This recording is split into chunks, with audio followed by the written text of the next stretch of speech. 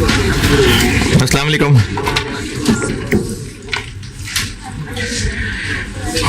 दुरूद शरीफ पढ़ लें।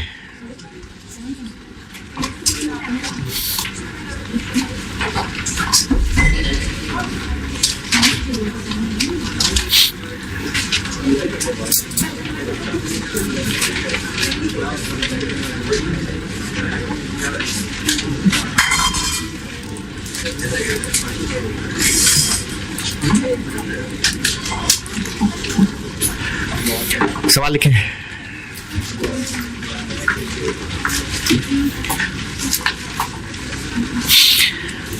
अच्छा, वो कल क्लास के बाद पूछा था किसी ने, तो मैं फिर इसका मतलब दोहरा देता हूं।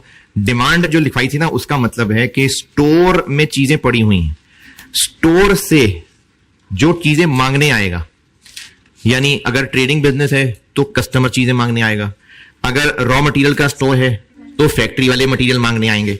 तो स्टोर से जितनी चीजें मांगी जाएंगी रोज, वो है demand per day.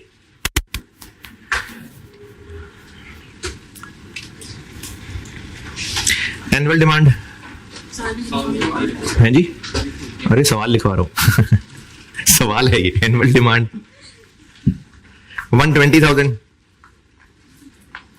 120,000 units.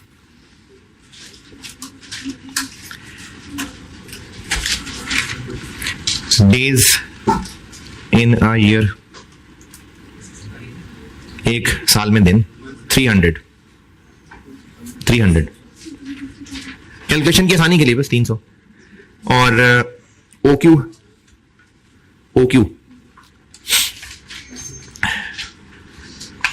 30,000 units.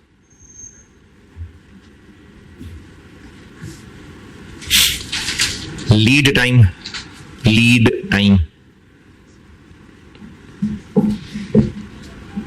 12 days.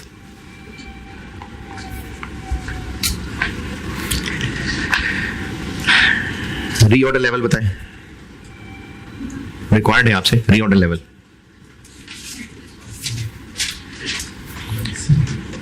Reorder level required है।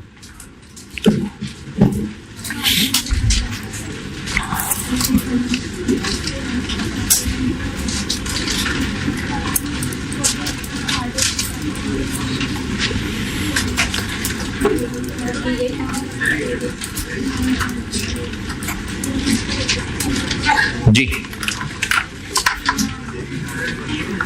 पता नहीं। आरओएल के लिए चाहिए डिमांड पर डे, वो मैंने बताई नहीं, लेकिन ये बता दिया कि साल में 1,20,000 की डिमांड है और दिन 300 है। ये बन गई डिमांड पर डे कितनी? 400 यूनिट्स। तो 400 units into lead time 4800 units.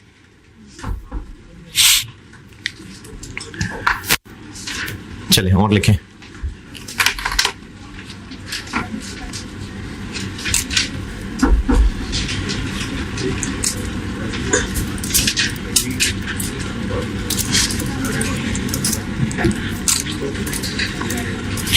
Demand per day,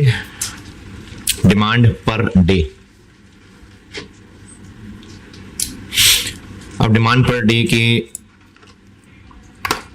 नीचे लिखें मैक्सिमम 500 यूनिट्स और मिनिमम 300 यूनिट्स। और उसके बाद लिखें lead time maximum 15 days, minimum 8 days और एवरेज 13 डेज।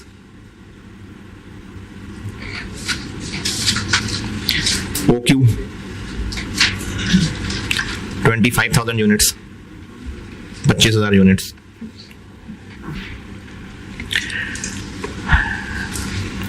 रिक्वायर्ड है आपसे ROL, maximum stock, minimum stock और एवरेज स्टॉक। यानी जो कल 4 चीजें बताई हैं, चारों ROL, maximum stock, minimum stock और एवरेज स्टॉक।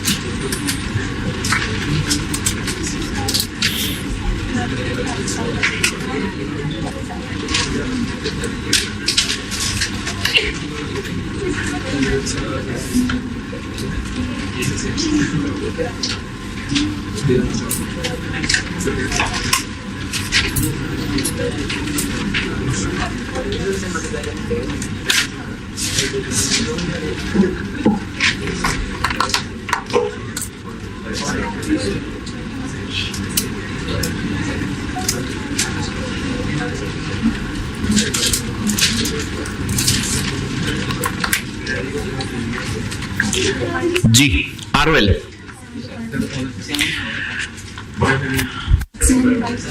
मैक्सिमम डिमांड कितनी है into maximum lead time,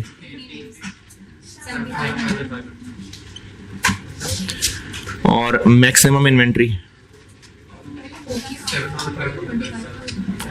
OQ कितना 25,000 प्लस ROL इनटू नहीं minus average into average. Average demand कितनी, अच्छा सॉरी मैक्सिमम है। मिनिमम डिमांड कितनी 300 into minimum lead time 8, 30100 units. Minimum inventory 7500 minus average into average. Average demand कितनी 400, average lead time कितना 13, 2300। अच्छा, अब यहां ये सवाल बनता है कि ये 400 कैसे आया तो 13 कैसे आया। 500 और 300 दिया हुआ था मैंने, उसको एवरेज कर लें, दोनों को ऐड डिवाइड बाय 2। और लीड टाइम मैंने कहा था 8 और 15, तो 8 + 15 डिवाइडेड बाय 2 करने की जरूरत नहीं है। जब दिया है एवरेज तो दे दिया है, तो अगर एवरेज नहीं दिया होता फिर जरूर एवरेज कर लेते। अब दिया हुआ है तो दिया हुआ है, तो इसलिए 13 दिन दिया हुआ था। 400 यूनिट 500 और 300 से खुद निकालें। और एवरेज स्टॉक जी OQ by 2 plus safety stock है कि नहीं? नहीं, ये निकाला है ना अभी। सेफ्टी स्टॉक को खुद लिख के थोड़ी लगा कि ये है सेफ्टी स्टॉक, प्लीज यूज करें इसको। हमने निकाला है सेफ्टी स्टॉक 14800। अच्छा, और ये कैसे पता कि ROL पे वो मैक्सिमम वाला फार्मूला लगाना था? वो तो मैंने कहा था जब अनसर्टेनिटी, तो फिर कैसे पता अनसर्टेनिटी? जब मल्टीपल वैल्यूज हैं तो अनसर्टेनिटी है। इतने दिन भी हो सकते हैं, इतने दिन भी हो सकती है, तो है ना अनसर्टेनिटी। तो जब डिमांड और लीड टाइम की मल्टीपल वैल्यूज हैं तो हां है अनसर्टेनिटी। इन चारों में बताएं कोई एतराज?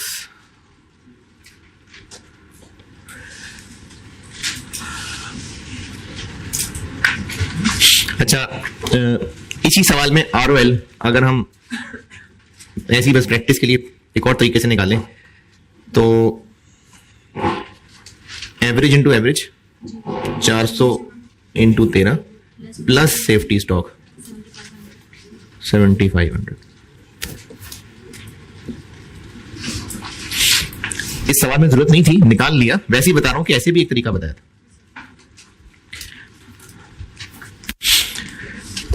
और लिखें सवाल, चलें कर लें नोट उसको।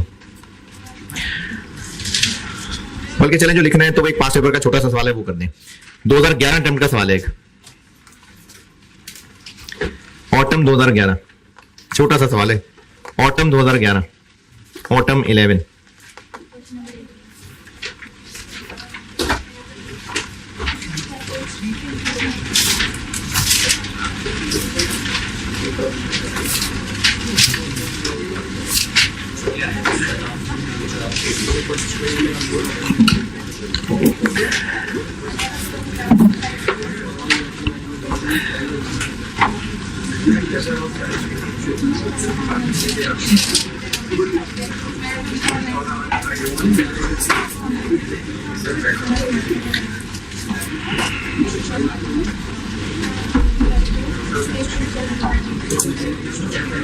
ऑटम 11 रॉबिन लिमिटेड के नाम से सवाल है, वो कहा है करने को?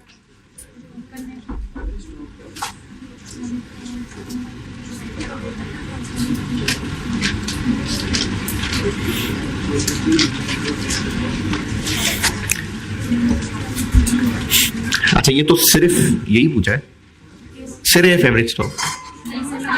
चलें करें करें।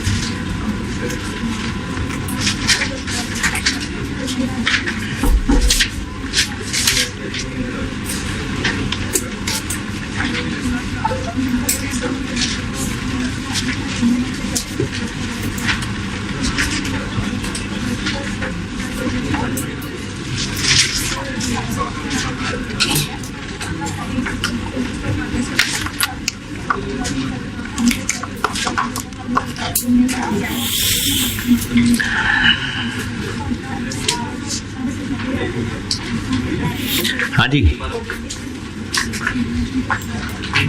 नहीं डन अभी?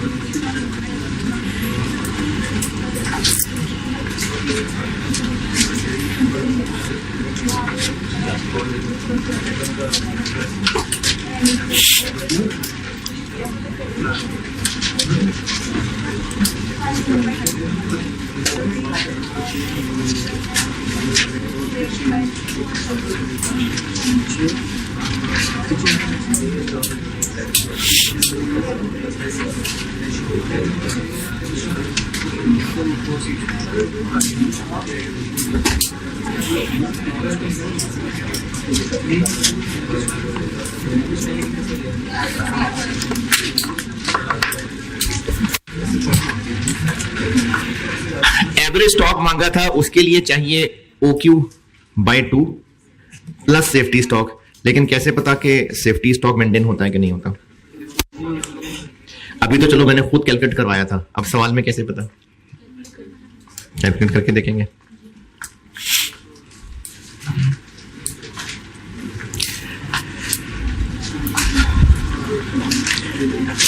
वैसे तो हाँ कैलकुलेट करके देखेंगे, लेकिन एक लॉजिकल टिप ये बता रहा हूं कि अगर अनसर्टेनिटी हो तो ही तो जरूरत होती है सेफ्टी स्टॉक की। अगर अनसर्टेनिटी है ही नहीं तो फिर सेफ्टी की क्या जरूरत है? तो कैसे पता अनसर्टेनिटी है? क्योंकि मल्टीपल वैल्यूज है, तो जब अनसर्टेनिटी है तो सेफ्टी स्टॉक होगा ही होगा। तो इसलिए आपको सेफ्टी स्टॉक निकालना पड़ेगा और सेफ्टी स्टॉक के लिए ROL निकालना पड़ेगा। तो इसलिए ROL निकालना पड़ा, फिर सेफ्टी स्टॉक निकला और उससे फिर एवरेज स्टॉक निकलेगा।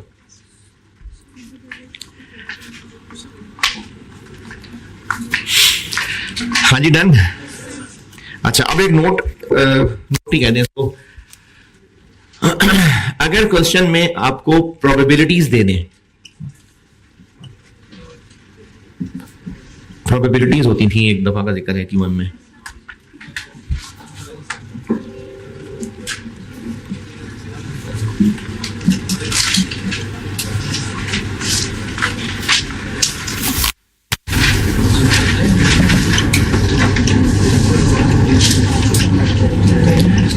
अगर कुछ आइटम्स के लिए आपको प्रोबेबिलिटी दे दी है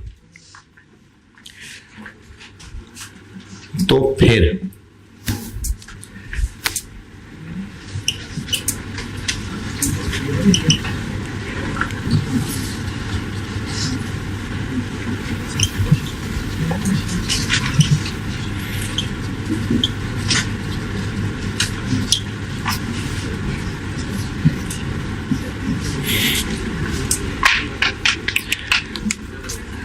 शायर क्या कहना चाह रहा है शेर में?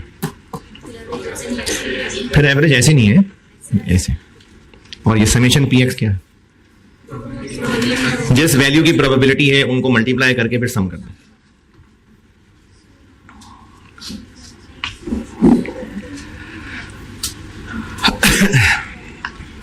अगर FAR 2 पढ़ रहे हैं तो जैसे प्रोविजन वाले IS में भी कुछ चीजें थी, अगर FAR 1 पढ़ रहे हैं तो IS 36 में भी ये काम किया हुआ है। तो अगर क्वेश्चन में प्रोबेबिलिटीज गिवन है तो फिर एवरेज ऐसे नहीं करनी, ऐसे करनी। लिखें सवाल। चलें जी नोट कर रहे हैं पहले तो। अब जरा लिखें।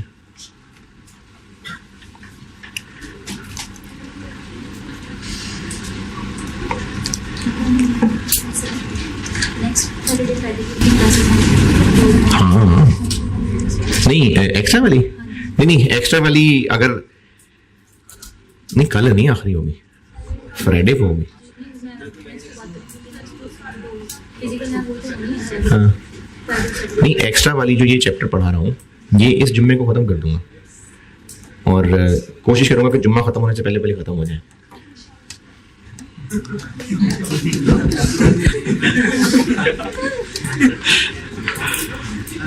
मतलब एक्सटेंड हो सकती है क्योंकि फिर तो ये चैप्टर ख़त्म करूँ ना तक। नहीं कल तो ये ऐसे ही है जैसे अभी, अगर कल थोड़ी सी गुंजाइश हुई तो थोड़ा सा टाइम कल और लगा लेंगे। और फिर जुम्मे को और लगा के तो बस और फिर कुछ ऐसे तक कॉस्ट की एक्स्ट्रा नहीं करूंगा, फिर मैं FAR2 वालों को बुला रहा हूँ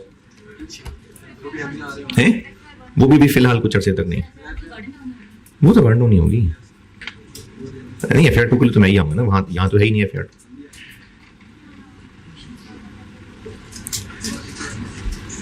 नोटेड। सवाल लिखें।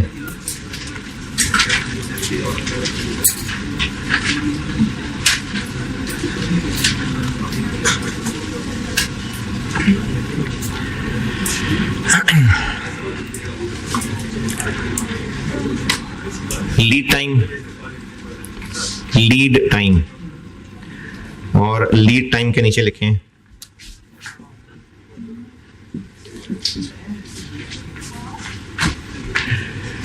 दस दिन हो सकते हैं, इस बात के चांसेस हैं 0.3।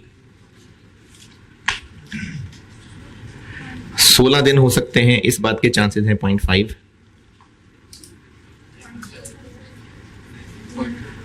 कितने रहेंगे चांसेस? 0.2। और 20 दिन हो सकते हैं, इस बात के चांसेस हैं 0.2।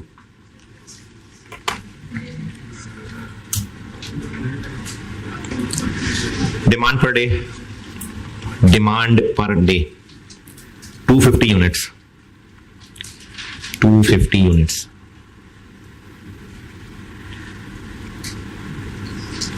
और OQ 20,000 यूनिट्स, 20,000 यूनिट्स।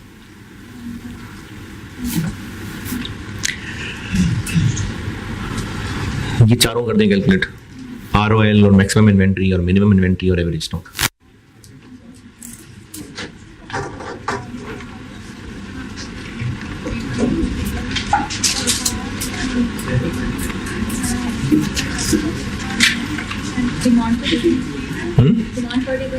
बताइए, एक ही है बस 250 पर डे।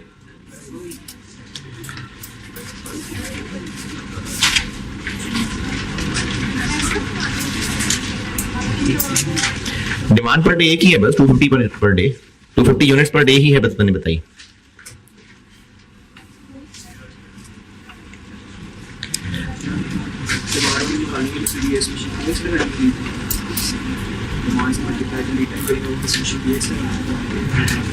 क्या करने के लिए? ROL तो हमने मैक्सिमम इंटू मैक्सिमम नहीं करना है। क्या मतलब वही होगी? हाँ, डिमांड तो मैक्सिमम मिनिमम नहीं, वो तो बट डिमांड है। और लीड टाइम मैक्सिमम, जैसे ROL में तो maximum demand into maximum lead time है, तो उसमें तो एवरेज नहीं करना ना, उसमें तो 20 दिन यूज करना है।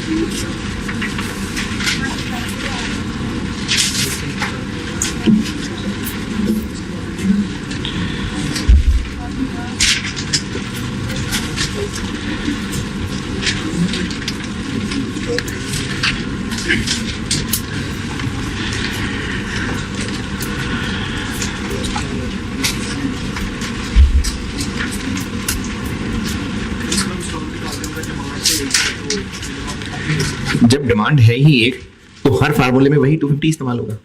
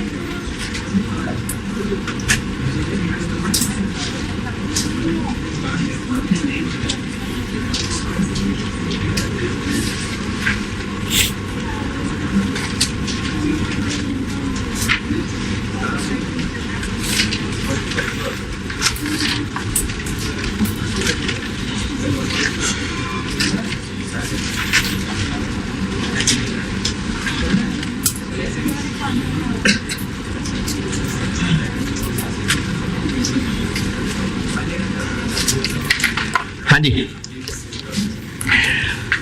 एवरेज लीड टाइम कैसे बनेगा?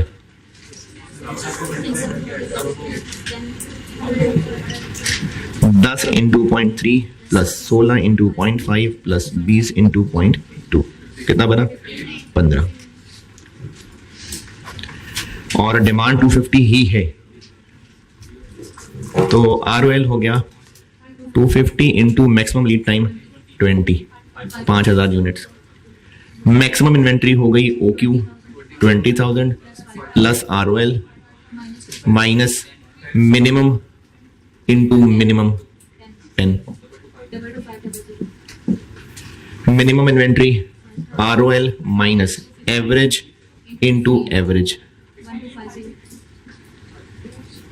और एवरेज स्टॉक 20,000 ओवर 2 प्लस 1250 250। हाँ जी, यहां तक ओके। अब थोड़ा सा ट्विस्ट ले आते हैं।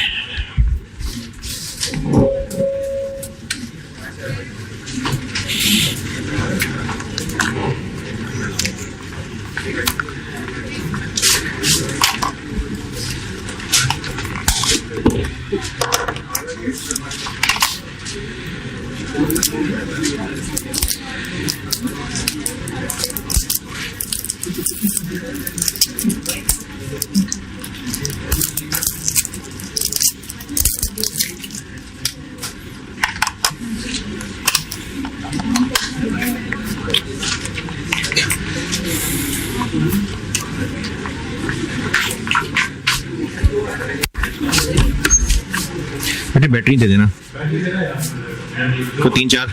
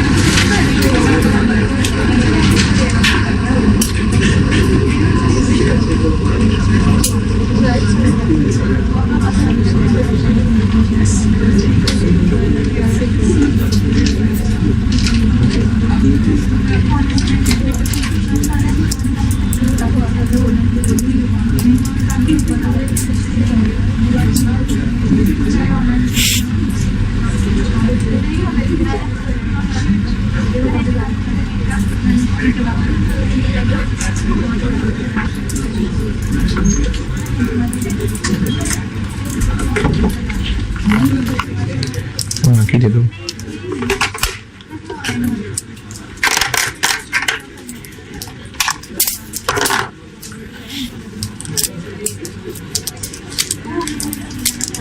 उतार लो बेटे।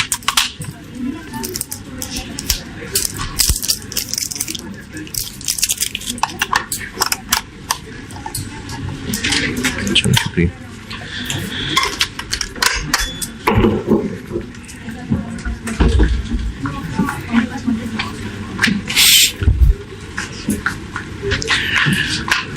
यहां तक की calculation ROL maximum minimum average सब ओके। चलिए अब एक थोड़ा सा ट्विस्ट ये आ रहा है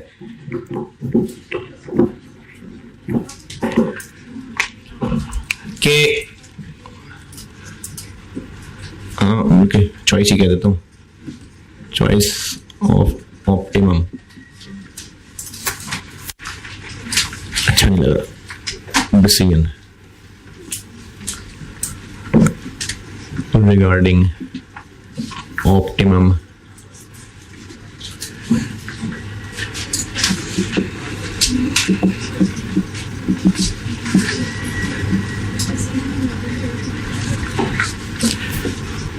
ROL.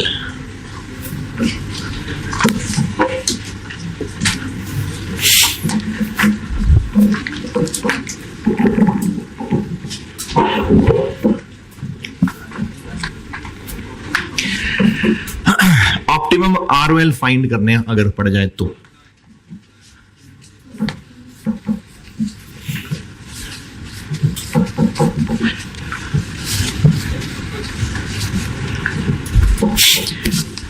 अगर ऑप्टिमम ROL फाइंड करना पड़े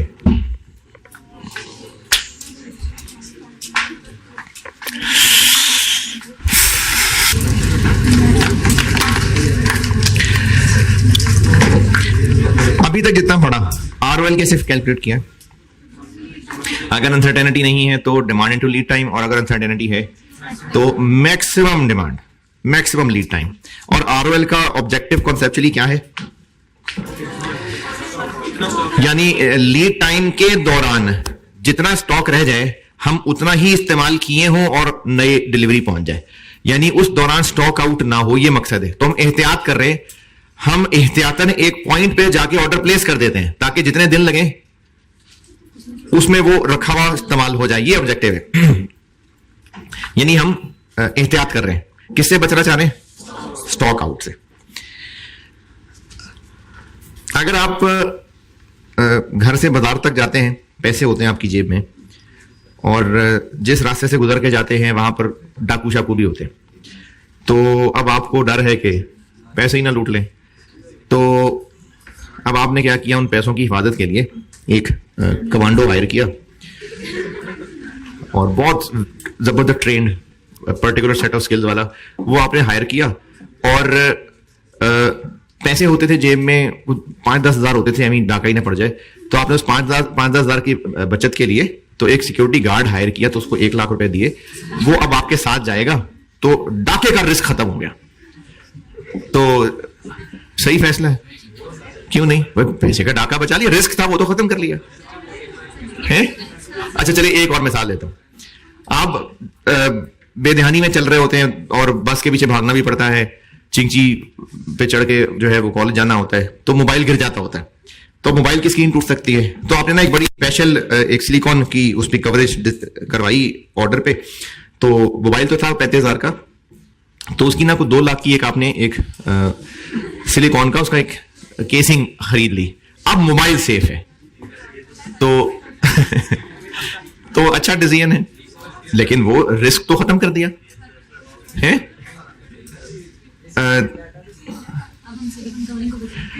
नहीं वो नहीं खराब होती, तो सही फैसला ये। अच्छा चलें एक और मिसाल देता हूं, आपने सड़क पार करनी है और अब खड़े हुए हैं सड़क पे और गाड़ियां गुजरने का इंतजार कर रहे हैं कि जगह बनेगी तो जाएंगे। मुहतात रहने के लिए आप बिल्कुल पीछे होकर खड़े हैं, तो 2-4 कदम आगे नहीं खड़े हुए, बिल्कुल पीछे होकर खड़े हैं, मुहतात हैं आप। अब आप जो बिल्कुल पीछे हुए में, ये सिर्फ 2 वे सड़क थी, तो आप इधर देख रहे हैं और आप बिल्कुल ना पीछे हो रहे हैं कि वो जो गुजरना है वो आपने रिस्क कवर कर लिया कि उधर गाड़ियों के नीचे ना आ जाए। तो इन तीनों मिसालों के अंदर सिखाना मैं ये चाह रहा हूं कि अगर हम एक रिस्क कवर करना चाह रहे हैं तो उसकी वजह से हम कोई और कॉस्ट इतनी ना बढ़ा लें कि वो रिस्क तो चलो बच जाए लेकिन और कॉस्ट बहुत पड़ जाए, तो ये बेवकूफी हो जाएगी।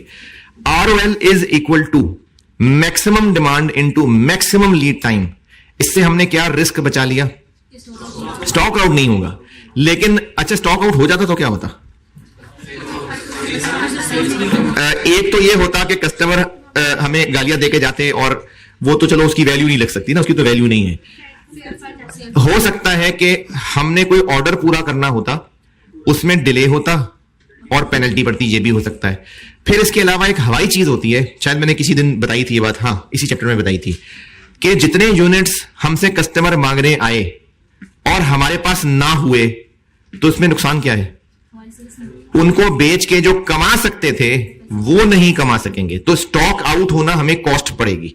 एक, जो हम कमा सकते थे नहीं कमा सकेंगे, और दूसरा कोई पेनल्टी पड़ सकती है, इसको कहते हैं स्टॉक आउट कॉस्ट। तो हम ROL ज्यादा से ज्यादा क्यों रख रहे होते हैं? ताकि स्टॉक आउट ना हो, यानी हमें स्टॉक आउट कॉस्ट ना पड़े। तो हम टेक्निकली स्टॉक आउट कॉस्ट बचाना चाह रहे होते हैं। बचा ली, बहुत ज्यादा रख लिया stock, ROL maximum into maximum, stock out cost बचा ली, लेकिन हम एक साइड पे देख के पीछे पीछे हुए जा रहे थे, दूसरी साइड का तो ख्याल ही नहीं रखा। तो अगर हम होल्डिंग कॉस्ट बहुत ज्यादा बढ़ा लें तो स्टॉक आउट बचाने का पता नहीं फायदा हो रहा है कि नुकसान हो रहा है। तो अगर हम लोग स्टॉक आउट कॉस्ट बचाने के लिए ROL बहुत ज्यादा रख लें तो स्टॉक आउट कॉस्ट तो बच गई, लेकिन नुकसान क्या हो रहा है? तो अब अकलमंदी यह है कि मैक्सिमम इनटू मैक्सिमम के तरीके की बजाय कोई ऐसा रास्ता निकाला जाए कि थोड़ा सा स्टॉक आउट का रिस्क ले लें लेकिन होल्डिंग कॉस्ट बचाएं। यह टॉपिक पढ़ाने लगा। सिर्फ स्टॉक आउट को सामने रखना हो तो ROL is equal to maximum into maximum, लेकिन अगर इससे जो होल्डिंग कॉस्ट बढ़ रही है उसको भी सामने रखना हो तो फिर ROL is not equal to maximum into maximum.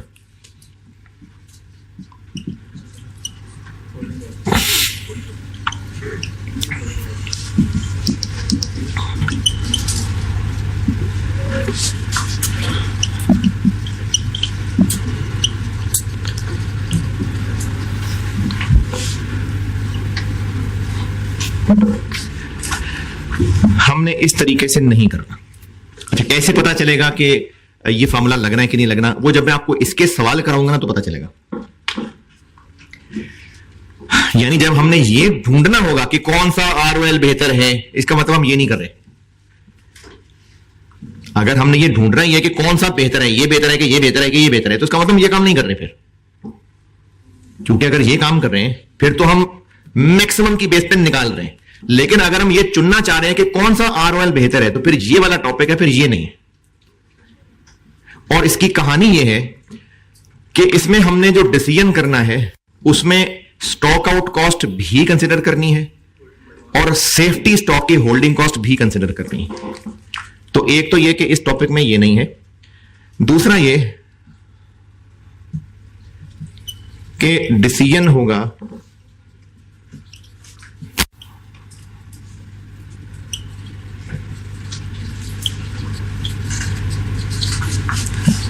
Both, यानी स्टॉक आउट कॉस्ट और होल्डिंग कॉस्ट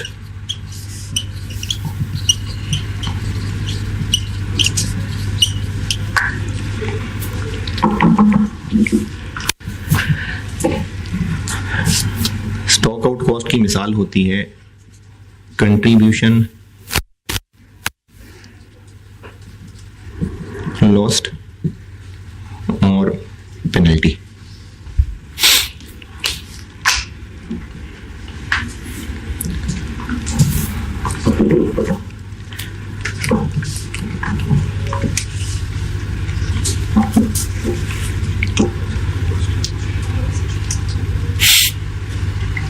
कंट्रीब्यूशन लॉस्ट का मतलब है कि जो यूनिट्स हम नहीं बेच सकेंगे। क्यों नहीं बेच सकेंगे? क्योंकि कस्टमर मांगने आएगा और हमारे पास होंगे ही नहीं। कितने नहीं बेच सकेंगे? जितने वो मांगने आएगा। तो हम नहीं बेच सकेंगे तो उस पर जो कंट्रीब्यूशन कमानी थी, कंट्रीब्यूशन क्यों कह रहा हूं, प्रॉफिट क्यों नहीं? नहीं, ये रीजन नहीं है कि मॉडल फॉलो करता है।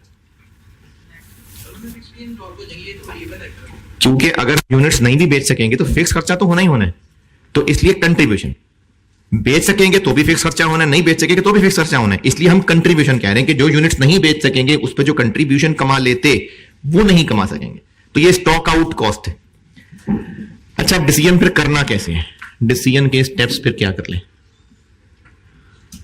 ये तकरीबन OQ वाले डिसीजन से मिलता जुलता है। हम करेंगे calculate total stock out cost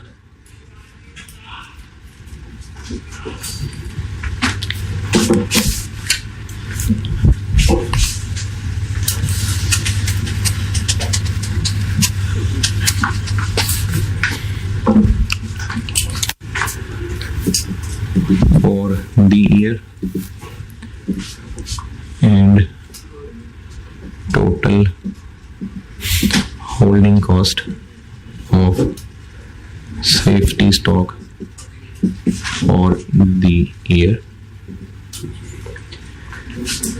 for each ROL option. और कौन सा ROL बेहतर होगा जहां पर इनका ग्रैंड टोटल लोएस्ट होगा?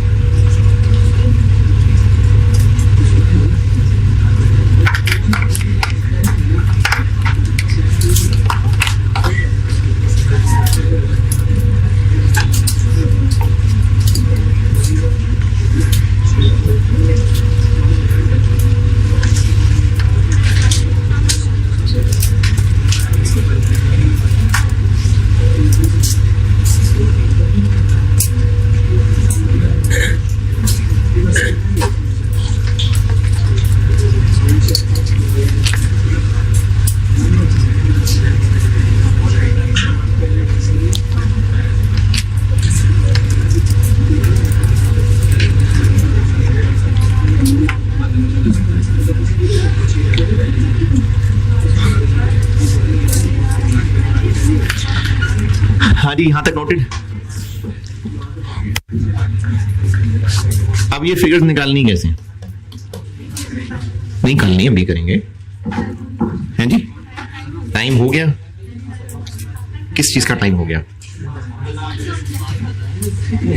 अच्छा,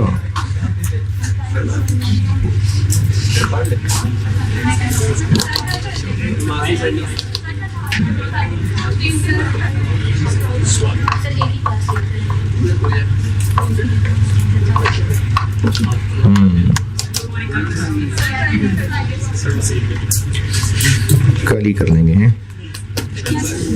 चलें ठीक है, करते हैं फिर। ठीक है, अल्लाह।